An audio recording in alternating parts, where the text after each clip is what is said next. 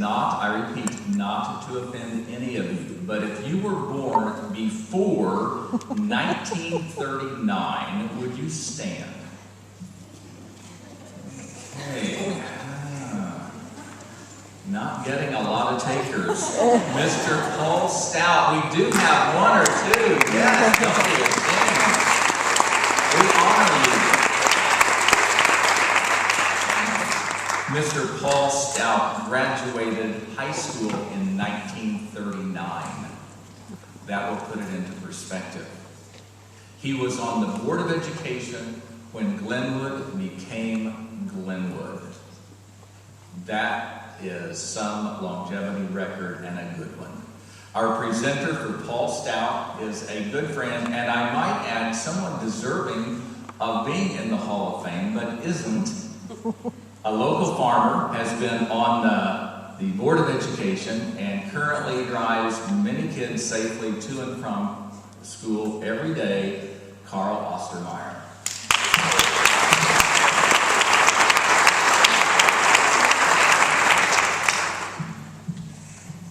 I talked to Mr. Blade Clark for the ceremony here, and he talked me out of my 45-minute speech, so I'm sure you're all relieved. I'm here today to present Paul Stout to the Glenwood Hall of Fame Committee. Paul's accomplishments are many. He is a successful farmer, retiring in 1984. As Mr. Blade said, he was a past school board member, and he served with my father, and my father always said, Paul Stout is such an energetic young farmer and a great board member. Paul was appointed to the board to fill someone's vacancies first, and then he ran and succeeding to serve 2 more terms. He, along with other board members, saw a need for a new high school, or in general, we were running out of space, I guess, in those days, in the mid-1950s. I think Mr. Gillum said we're running out of space again, so I don't know if we've gained anything or not. Paul, along with other board members, through lots of hard work, the new high school opened in 1957. The new facilities, excellent teachers, administrators, and eager students launched a program which is now the envy of Central Illinois education. Insight early on from folks like Paul Stout are the reason for the tremendous growth in the Ball Chatham community. Besides being a successful businessman and community leader, Paul was a teacher and mentor for youth. For example, along with Norm Smith, I had the good fortune of being in the graduating class of 1963 with Paul's daughter, Dorothy Jean. On several occasions, when we were in high school, Paul would organize and chaperone hayrack rides and wiener roasts for us students. When we needed money for proms or whatever, Paul would take us to the harvested cornfield in October or November to pick up ears of corn off the ground that his combine had missed. Paul would haul the corn to the elevator, sell it, and give us the money for our projects. We learned early on, if you want to make a little money, you might have to work. Paul is also a person known for things he didn't do. For one, I believe you would never see Paul Stout joining a demonstration against Chief Linowick on campus at the University of Illinois in Champaign. Secondly, You will never see Paul driving a Mercedes-Benz, which is good news for you Chevrolet dealerships. Thirdly, you never saw Paul as the lead singer in brother-in-law Ted Chase's rock band. And lastly, you never saw Paul's farm laced with a full line of new John Deere machinery, since his machinery of choice was International Harvester, fortunately for the Beatty Implement Company of Auburn. Paul, thank you for being the gracious person you are. I know you wore out several sets of tires attending the University of Illinois sporting events through the years. I know it must have been quite painful writing all those checks after 1963 to Indiana University, since Dorothy Jean attended and graduated from Indiana instead of your beloved Illinois. On behalf of the Ball Chatham community, it is my pleasure to present the 39 graduate of Ball Township High School, Paul Stout, as a member of the Glenwood 2012 Hall of Fame. And Paul, I want to thank you for all the things you have done and continue to do for the Ball Chatham community. The building where you're in today represents a transition from the one-room schoolhouse where you started your education, not that many years ago. Thank you, Paul.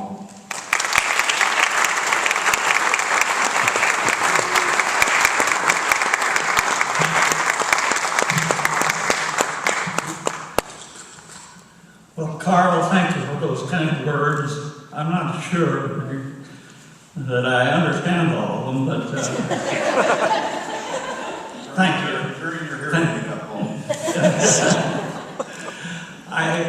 To begin with, I want to thank the committee that honored me with being into the Hall of Fame. It was a complete surprise to me. I never would have dreamed it. But I want to thank the people. But you've had youth so far today. Now you're going to get the senior citizen. I had lived on a farm that is a part of this school district for all my 90 plus years. I'm going to do a little history of my schooling and then get to the school here. I started grade school at Crow's Mill. It was a two-room school, but only one room was being used. That was interrupted by the building of Lake Springfield. The site of that school is now underwater. The Crow's Mill School was moved up to Toronto Road, where I think it's a tavern now. They built a school east of the wall, and that was South Crow's Mill. That's where I finished my grade school. There were probably 15 or 20 students, 8 grades, and I had one teacher for all of my grade school career. It was across the road then to Ball Township, and 4 years there, graduating in a class of 23, of which there are 4 of us still in the neighborhood. It was on to the University of Illinois, where I spent 4 years, graduated with a degree in general agriculture. And then I came home to farm with my father. I married and started to raise a family, but just as an aside, at that time I thought I had played basketball and I would do a little refereeing. But the fans and the players soon convinced me that I'd better keep my day job. I think perhaps Bill Hubby might have enjoyed some of that, I'm not sure. as I was now raising a family, schools began to be interesting to me. In the summer of 1947, the General Assembly passed laws which started the unit district. Previous to that time, every grade school had a board along with the high school, but the unit district would provide the administration for the 12 grades. It's also at that time that the Ball Township High School District and the Chatham District were merged, and known now as the Ball Chatham Unit District number 5. There would be one board, and it would handle all of the grade schools. For the first year, both Chatham and Ball operated as high schools. But in the summer of '48, the schools were merged on the Ball Township site. This left the Chatham School open, and the one-room schools on the west side of the district were moved into there. Then things kind of just went along, and into the early 50s, we were still at that point. I served on a committee that was appointed to make recommendations to the school board for what we should do. We made some recommendations. They were not approved, and I think the board was probably wise.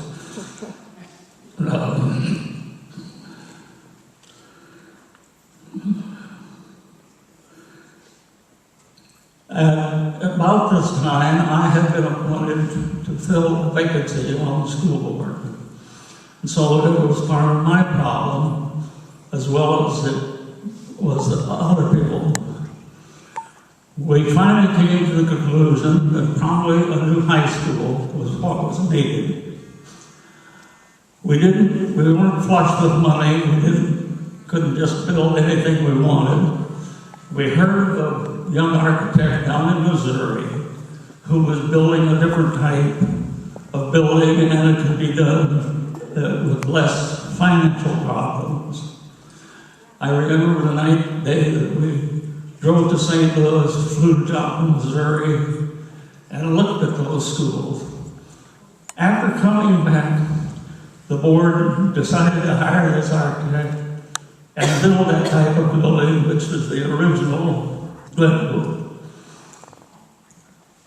The ground was broken in the either late 55 or early 56, I can't remember exactly. By March of 1957, we had a new school and ready for occupancy. And if you ever wondered where the name Glenwood came from, it was a contest for the students of the district who entered the contest, and the name Glenwood was chosen. Now then, we're ready to occupy this new school. Lots of volunteers, farm trucks, what have you, we're doing the moving. Now we have an open school at Ball, and the remaining one-room and two-room schools were moved into the Ball School. We stand here today, some 65 years after this district was formed, 55 years since Glenwood was first started. If I have any claim to fame, I think it's that I represent the many people, and I emphasize the many, who sowed the seed that grew into the school we have today. Thank you.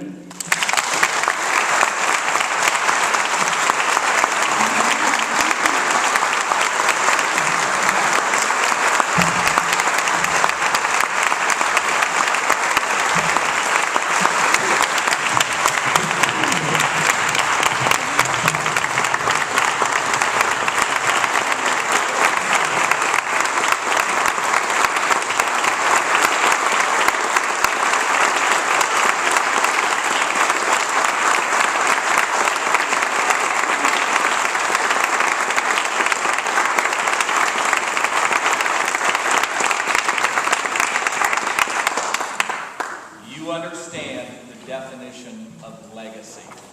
Congratulations, Paul.